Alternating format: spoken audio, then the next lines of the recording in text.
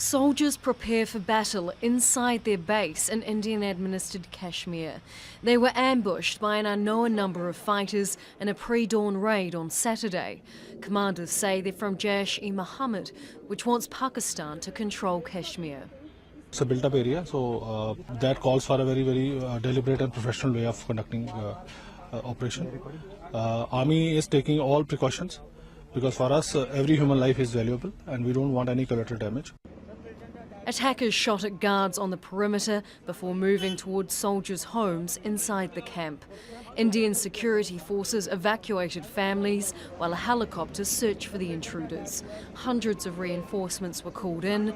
India's army chief flew in to monitor the operation. Jaish-e-Mohammed has a history of stoking tensions between India and Pakistan.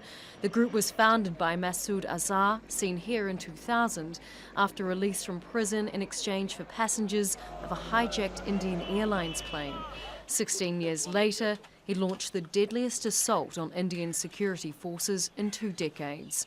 It too was a pre-dawn ambush on a military base in Indian-administered Kashmir.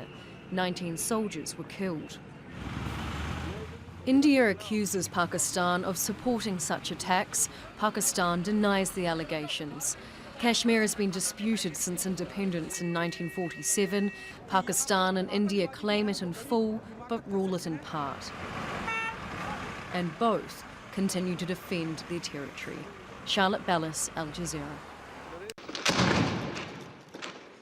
Smoke rises above a paramilitary camp in Indian-administered Kashmir's largest city, Srinagar.